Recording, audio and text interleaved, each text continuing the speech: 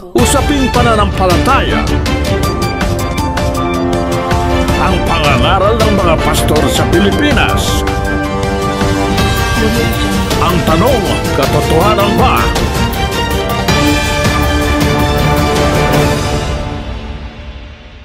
Ang mapapanood ninyo, ito ay mga pangangaral ni Brad Ellie Soriano. Patutugtugin natin ng buo nang di mawala ang konteksto na kanyang ipinapangaral. Ginagawa natin ito sa pamamagitan ng fair use. Halina at atin ng panoorin. Oo nga pala, ang pag-like ninyo sa inyong pinanood ay malaking suporta na sa aking channel. Na natin yung mga unang bawal na pinaglingkod ko sa inyo, bawal ukol sa pananalangin, sa paglilimo, sa pag-aayuno. Noong nakaraang linggo, bawal naman sa mangangaral. Nakita natin sa Biblia, bawal sa mangangaral ang magpayaman o pagkakwartahan ng relihiyon. Magtipo ng salapi sa bangko. Bawal ng Diyos sa mangangaral yan. Kung talagang sa Diyos. Sabi ni Kristo, huwag kayong magtitipon ng kayamanan sa lupa, na dooy sumisira ang tanga at ang kalawang at dooy nang huhukay at nagsisipagnakaw ang mga magnanakaw. Bawal yon. Bakit bawal ni Kristo yon? Sapagkat sino man ang wika hindi makapaglilingkod sa dalawang Panginoon. Hindi kayo makapaglilingkod sa Diyos at sa mga kayamanan. Kaya bawal ng Diyos sa mga ministro o mangangaral na talagang sa Diyos ang magpayaman. Ngayon po, ating itutuloyan. Sa ministro pa rin ang ating tatalakayin ngayon. Ano pa po ang mga bawal ng Diyos sa mangangaral? At ikumpara nyo yung mangangaral na sinasabi sa Biblia sa mangangaral na umaakay sa inyo sa kasalukuyan. Marami kasing bawal, hindi nila sinasabi. Umpisa ho tayo uli. Ngayon naman, ang pag-aaralan natin, yung bawal na itawag sa mangangaral. Kasi, marami hong tawag ngayon. Meron akong alam, servant leader, punong lingkod. Meron akong alam, ang tawag sa kanya ay Jagat Guru, which means world teacher. Yun ho ang puno ng Chaitanya Mission. Si Daswarapananda Paramahamsa. Ayun. Yan, ang tawag sa kanya. Yun ang kanyang nickname. Si Butler. Kung narinig nyo na ang aral ng Chaitanya Mission dito sa Pilipinas, na isa sila sa mga nagtuturo na pagka ikaw daw binabanggit mo yung pangalan ng Diyos, ikaw pagpapalain. At ang pangalan daw ng Diyos mahigit na 100 milyon. Sabi ko, saan kayang Biblia pwedeng isulat yun? 100 milyong pangalan? Ba, kasing dami ng galaxy yun, ano? Sa ating universe. Saan kayang Biblia magkakasya yun? Ayun, ang paniwala nila. Ang tawag naman sa kanilang puno ay Jagat Guru. Ibig sabihin, world teacher. Doon naman sa isa ang tawag, beloved evangelist. Doon naman sa isa, dynamic evangelist. Doon naman sa isa ang tawag ay apostol. Ayun. Sama naman doon sa isa, Reverend Father, etc., etc. Kanya-kanya silang pakulo sa tawag yan. Titingnan natin sa Biblia, ano ang dapat itawag sa mangangaral na umaakay sa mga taong sa Diyos? Yung mangangaral na sa Diyos. Meron bang bawal na tawag? Pakinggan nyo, sa isang talata ng Mateo, ganito po ang ating mababasa. Isa-isang direktong pangungusap ng ating Panginoong Hesus. Basa. Datapwat kayo'y huwag patawag na Rabi. Alam niyo po ba ibig sabihin ng huwag? Napag-aralan na natin yan. Pag sa Biblia ginagamit yung salitang huwag, ang kahulugay bawal. Sabi ni Kristo sa kanyang mga apostol, sa kanyang mga mangangaral, huwag kayong patatawag ng Rabi. Capital R-A-B-B-I. Rabi. Yun ho ay plural. ang kanyang singular ay Rabboni. Ang ibig sabihin ay guro sa wikang Hebreo. Ang sabi po ni Jesus sa kanyang mga mangaral, huwag kayong patatawag ng Rabbi o guro. Bakit? Sapagkat iisa ang inyong guro at kayong lahat ay magkakapatid. Ayun. Kaya, sa pakilala ng Biblia, iisa lang ang guro ng pangkalahatang Kristiyano. Bawal sa mga ministro ni Kristo, sa mga apostol, na patawag sila ng Rabbi o Rabbonai. Bakit? Kasi ang sabi sa Biblia, iisa lang ang inyong guro. At kayong lahat ay magkakapatid. Kung magkakapatid ba, anong tawag? Saan kayo nakakitang ang kapatid tumatawag ng guro sa kanyang kapatid? Ha? Maaari pa siguro kuya, siyaho, sangko, di ba? Maaari din nyo na alam yung mga sangko, siyaho, wala na yun ngayon. Diche, sanse, diko, marae. Pero yun ang tawag, magkakapatid eh. Pero para tawagin mo yung kapatid mo na guro o reverendo, hindi yata kasali yun. Hindi tama yun. Ang pakilala ay magkakapatid ng Kristiyano, tapos papatawag ka sa akin ng Most Holy Father. Hindi naman yata tama yun. Tama yun. Bakit? Bawal ni Kristo, kaya kauna-unahang mali eh. Bawal nga ni Kristo eh. Huwag kayong patatawag ng Rabbi. Iisa ang inyong guro. Kayong lahat ay magkakapatid. Sino po yung iisang guro? Na yun lamang ang dapat tawaging Rabbi at hindi tayo dapat patawag ng Rabbi. Pakinggan nyo, kung ikaw ay mangaral na sa Diyos, bawal patawag ng Rabbi dahil iisa lang ang Rabbi o Rabbonai o guro. Sino yon? Pakinggan nyo sa Judas versikulo 4. Sapagkat may ilang taong nagsipasok ng lihim, yaong mga itinalaga ng una pa sa kahatulang ito, mga di banal, na pinalitan ng kalibugan ang biyaya ng ating Diyos, na itinatatwa ang ating iisang guro at Panginoong si Hesu Kristo. Sino po yung iisang guro? Maliwanag, papaliwanag mo pa ba yun? Bawal patawag ng guro dahil isa lang ang guro. Sino yung guro? Iisang guro at Panginoong si Hesu Kristo. That is very definite in the scriptures. No one must be misled. There is only but one guru. Tapos ngayon, lilitaw si Jagad Guru. Saka mo sasabihin sa akin, ikaw Jagad Guru. Bawal ni Kristong patawag kang guro, nagpapatawag kang guro. Meron naman sa mga religious leader sa Israel, nagpapatawag naman ng Rabbi. Di ba? Diretsong bawal ni Kristo. Di ba may mga Rabbi ngayon sa Israel, ano? Yan yung mga diretsong kaaway ni Kristo yung mga yan. Aba, ngayon ay dai-dai nagpapatawag ng guro. Siguro uhaw na uhaw sila sa karangalan. At ang masama pa, dudugtungan pa ng another kadugtong. Kuminsan nga dapat adjective na lang eh. Kung mo dinodoble-doble, nagkakaroon patuloy ng adverb, di ba, no? Most Holy Father. Yung holy, yun po ay adjective. Di ba? Yung holy, adjective yun eh. Ay, adverb pala. O adjective. Kung nga gusto nila mataas na karangalan, nilagyan pa yung holy, nilagyan pa ng most. Adverb na yon.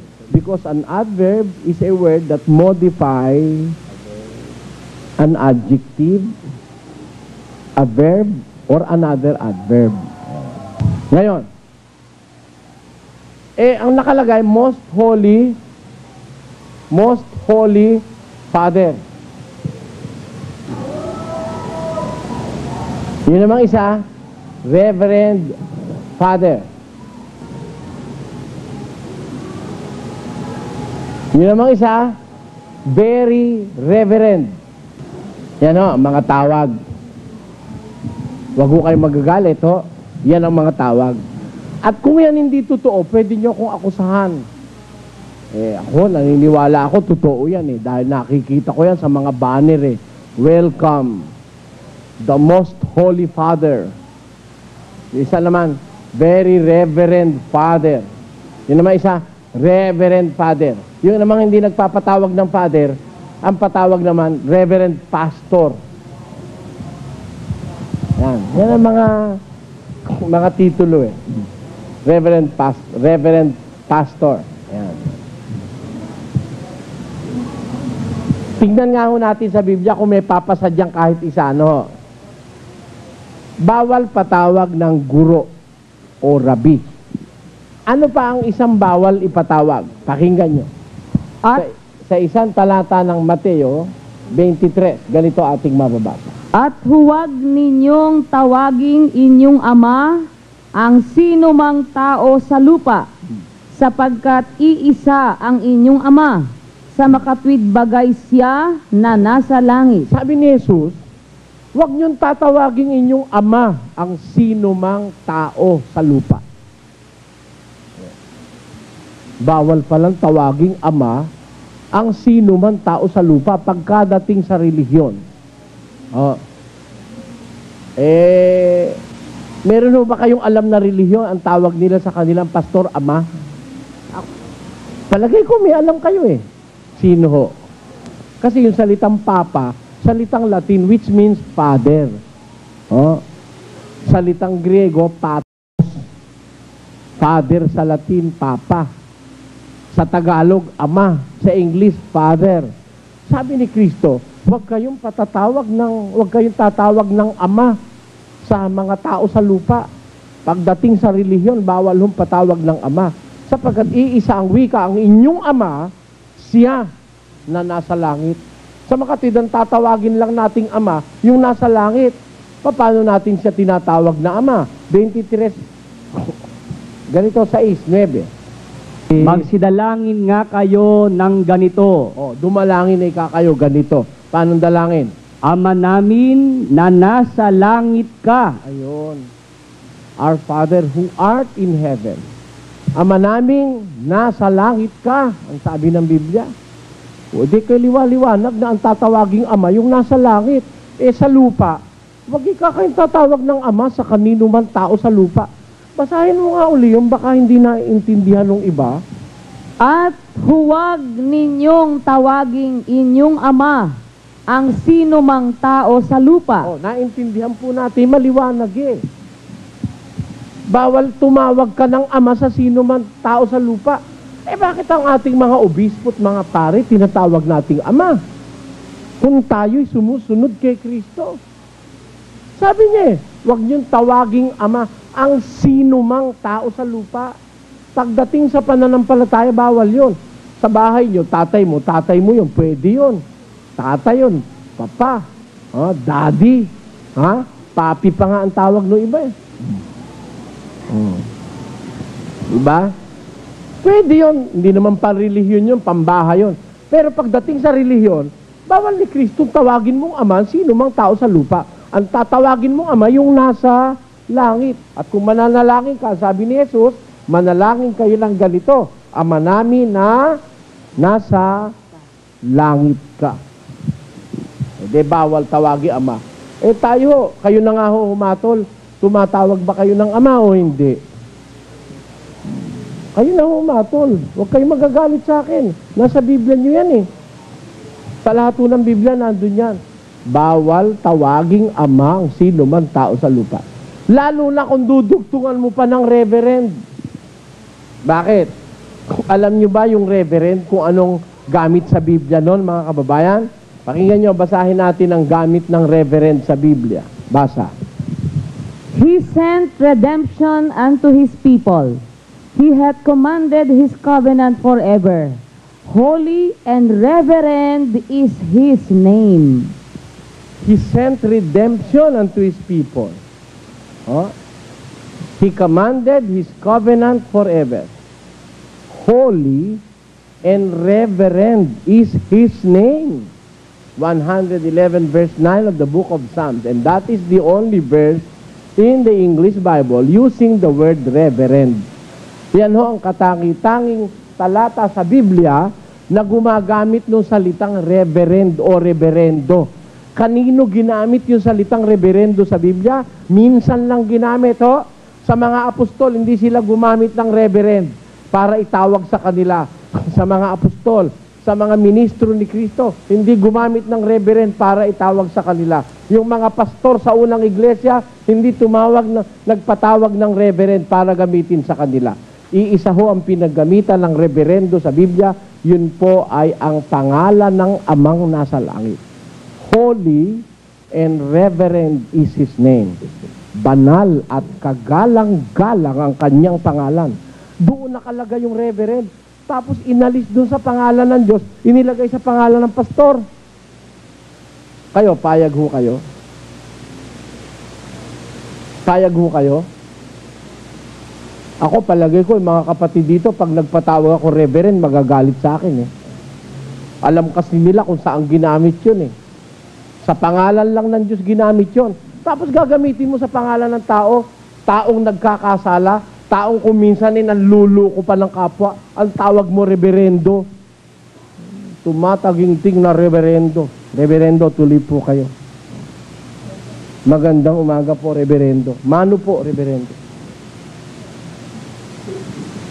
Distigo Santo, Distigo Santo.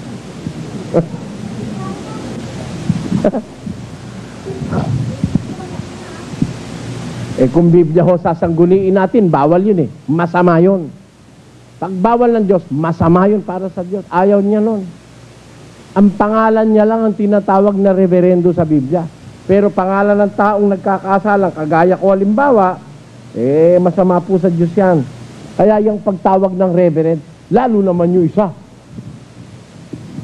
Most Holy Father. Di ba yung most nasa superlative degree yun, ano? Di ba pagka superlative degree na ng adjective at saka ng adverb, wala nang kasunod. Superlative na the highest degree of adjective. Di ba may comparative, may superlative, may simple. Ang ginawa ho sa atin tinawag sa atin, tinawag dun sa mga ngaral natin, Most Holy Father. Tanong, paano mo patatawagin yung Ama sa langit? Yung most holy, ginamit mo na dun dito sa lupa. Ano ang gagamitin mo sa nasa langit? Ano? It's plain and simple. Nano? Father. Di ba kung tawagin yun? Ama? Father? Our Father. Nuestro Padre.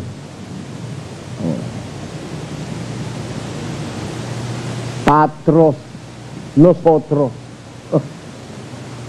Walang nakadugtog na mos. Kaya delikado tayo pag hindi tayo maniniwala sa Biblia.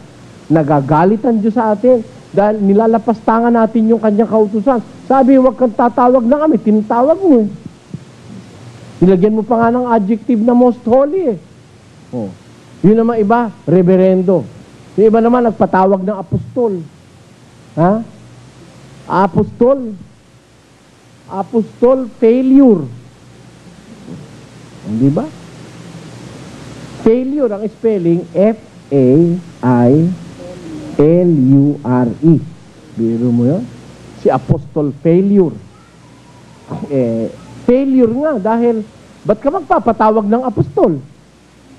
Ano ba ang tawag sa mga magkakapatid sa iglesia? Pakinggan nyo.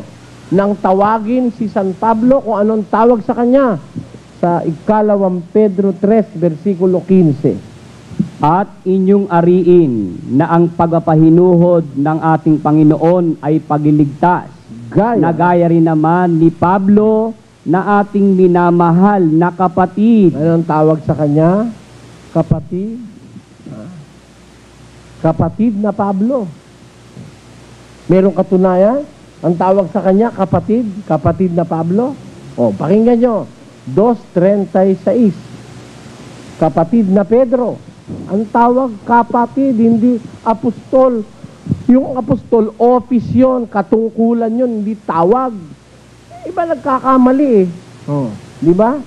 Ano po ibig ko sabihin? Yung apostol, office yun eh. Ang tawag doon sa may office na apostol, pag Kristiyano ang tumatawag, pakinggan nyo. Nang marinig nga nila ito, ay nangasaktan ang kanilang puso at sinabi kay Pedro at sa ibang mga apostol, Ano ang tawag? mga kapatid, anong gagawin namin? O, kita nyo. Ano tawag nila kay Apostol Pedro? At sa iba apostol? Mga kapatid. Hindi sinabi, Reverend Apostle Peter, have pity on me. Tapos sabi naman ng Apostle Peter, Distigo Santo, Distigo Santo. Mayroon ba gano'n? Walang record na gano'n eh. Ang tawag kapatid, kahit na sila'y nagkasala, kahit na sila'y hindi nagkasala, ordinaryong pagtatawagan, ang tawag kapatid.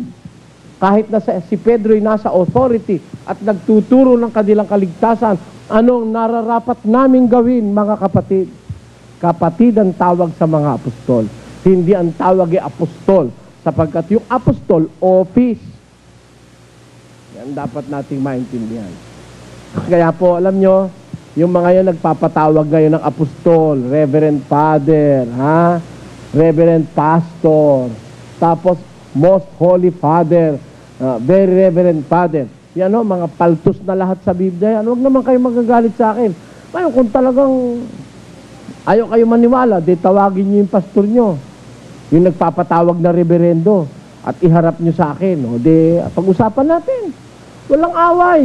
Alam nyo, mga kababayan, ako na namumroblema po ako. Kasalukuyan ako, napakabigat ng aking iniisip tungkol sa relihiyon. Bakit? Naawa ko sa mga Pilipino, napagluloko tayo. Kaya ko kaya akong hanguin ang lahat ng Pilipino sa panluloko sa panahong ito? Talampakang binabaliwala yung aral ng Biblia.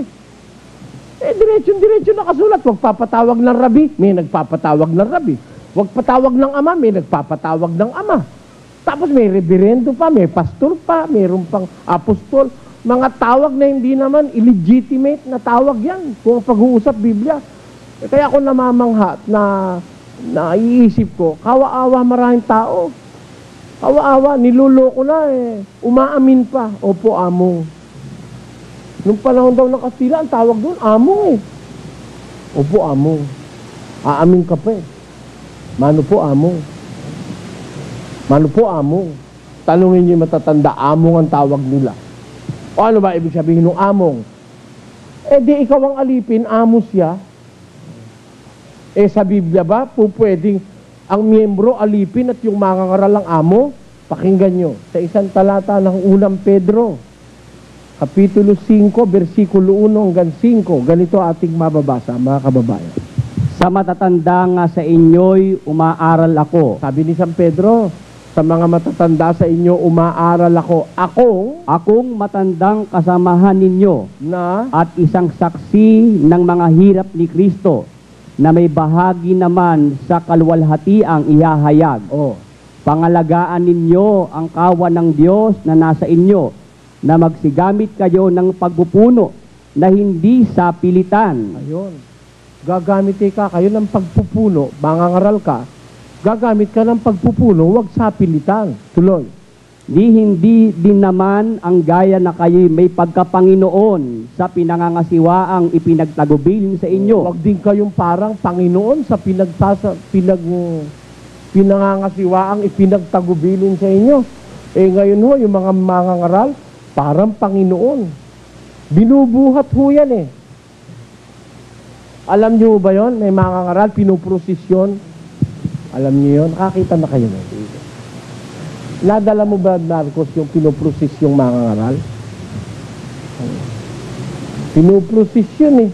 Habang nakasaludo yung mga gwardyang hindi nadaanan nakakulay yelo, ang gwardya, dami.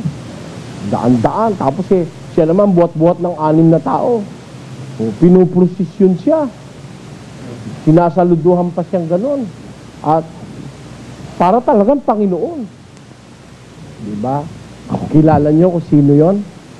Mangangaral yon. Ministro yon. May corona pa nga yun eh. Kilala niyo na. Nasabi sa pasyon yon.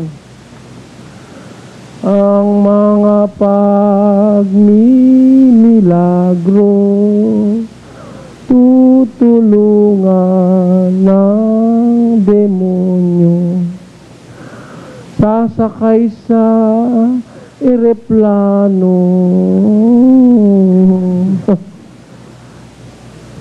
At dito sa buong mundo, maghahari itong lilo.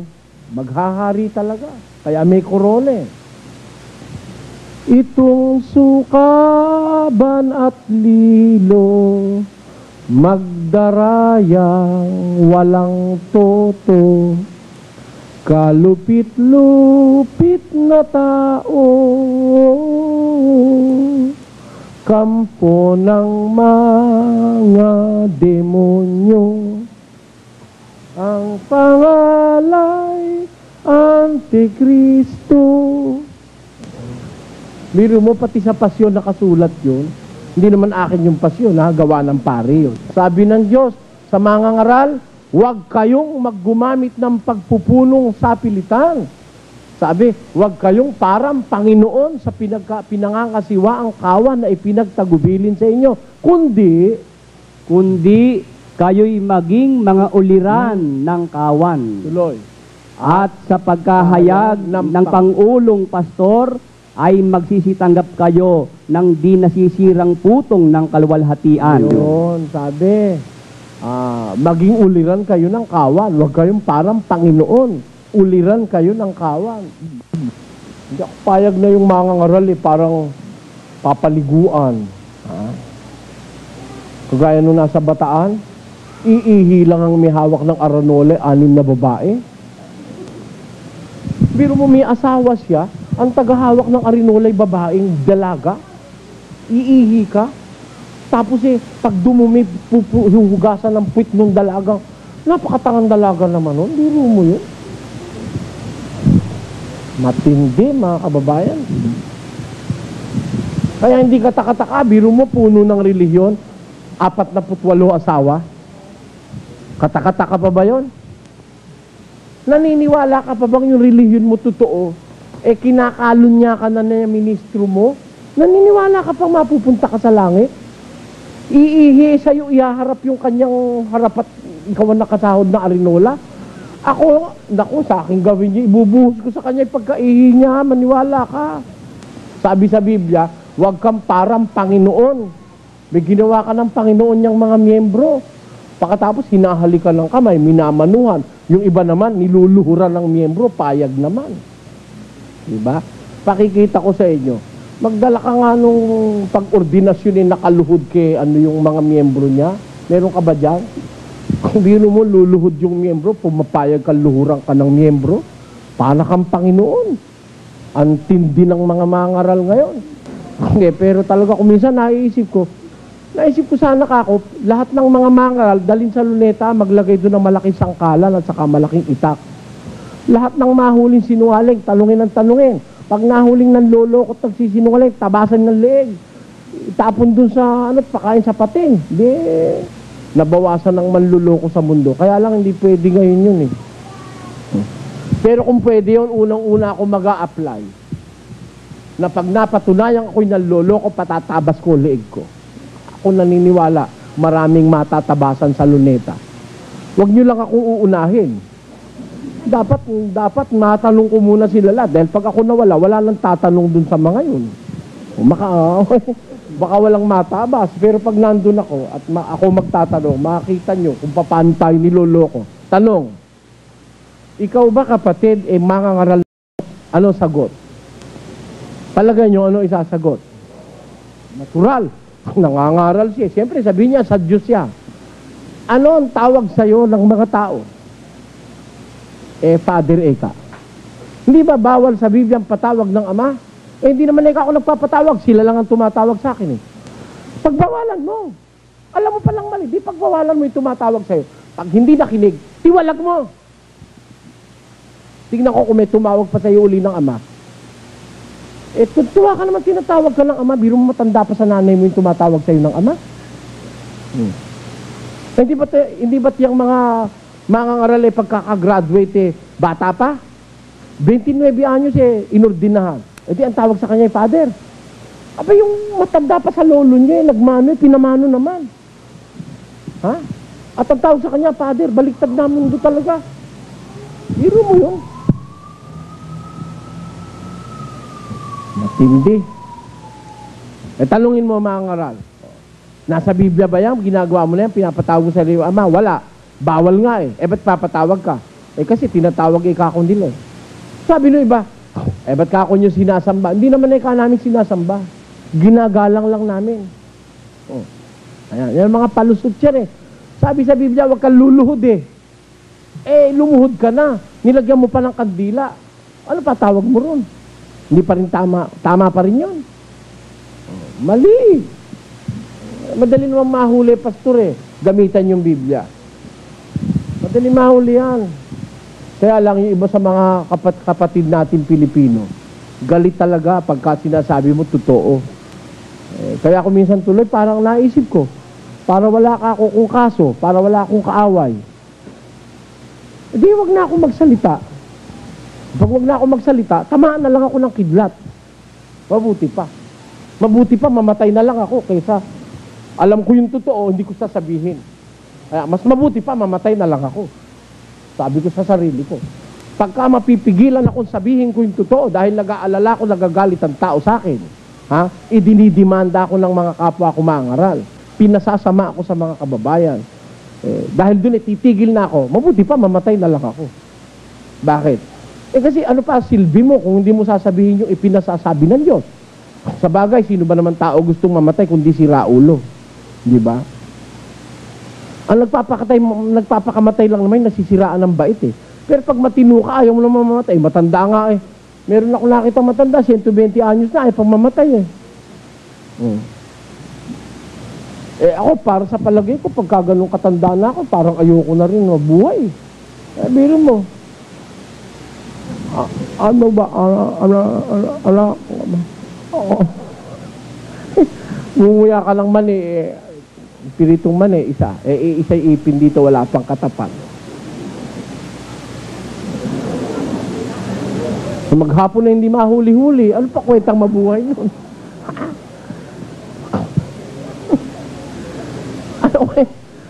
Hindi yun ang aking paraan ng pamumuhay na nalalaan Mas gusto kong mabuhay sa problema kung ang problema ay dulot ng pagsasabi ko ng totoo.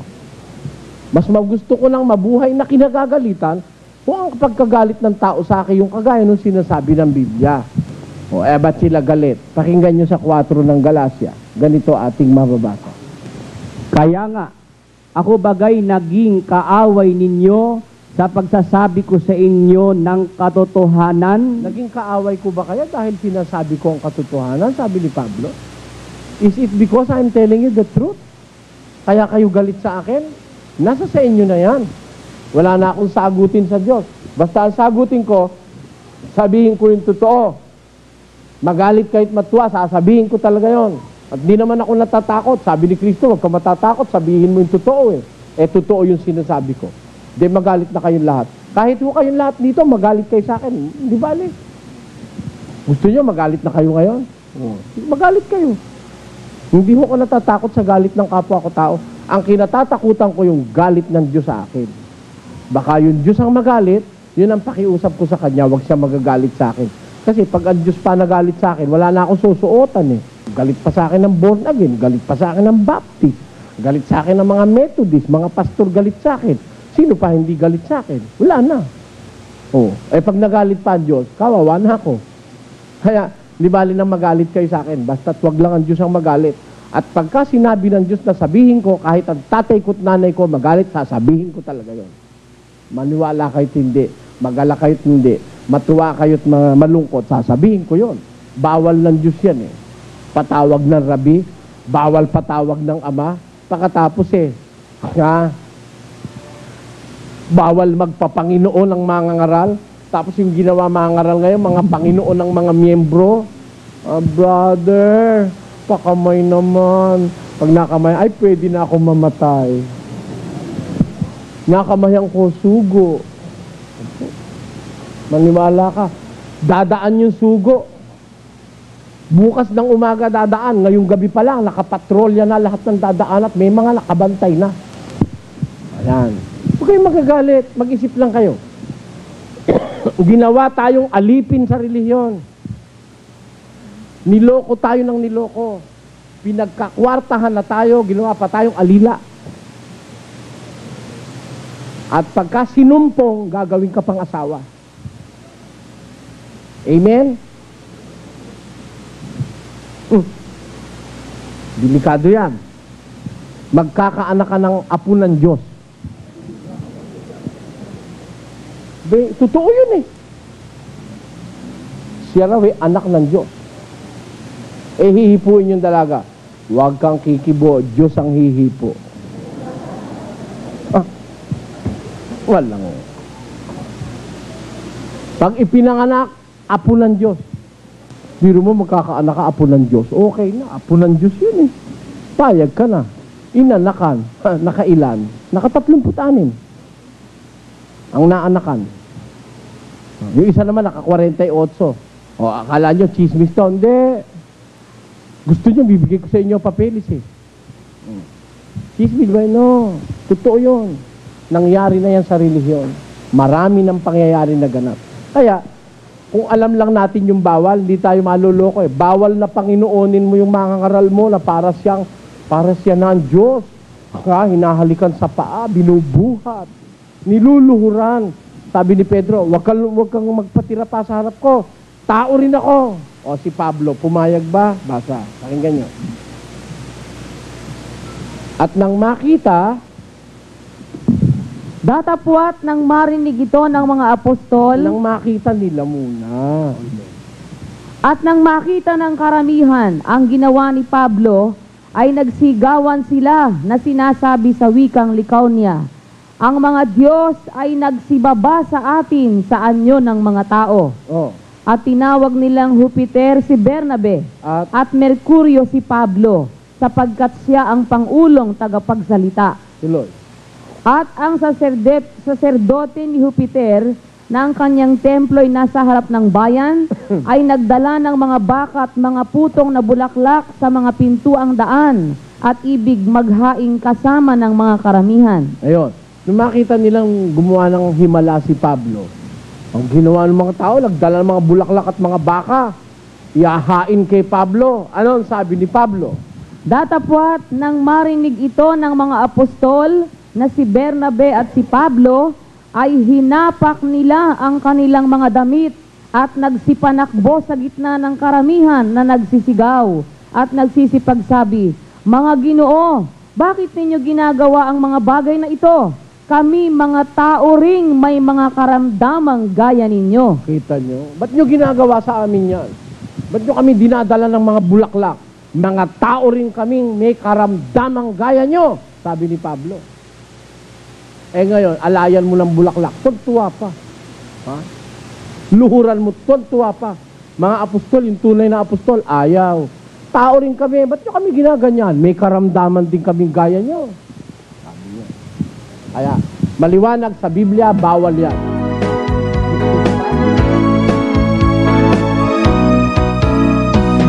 Maganda ang pagka-presentation ni Brad Ellie at wala namang dapat bigyan ng reaction. Maraming salamat sa panonood. Kung nagustuhan ninyo ang bago kong upload, please like, share, and comment. At kung hindi ka pa nagsasubscribe, ay mag-subscribe ka na upang lagi kang ma-notify ng YouTube sa mga bago kong upload.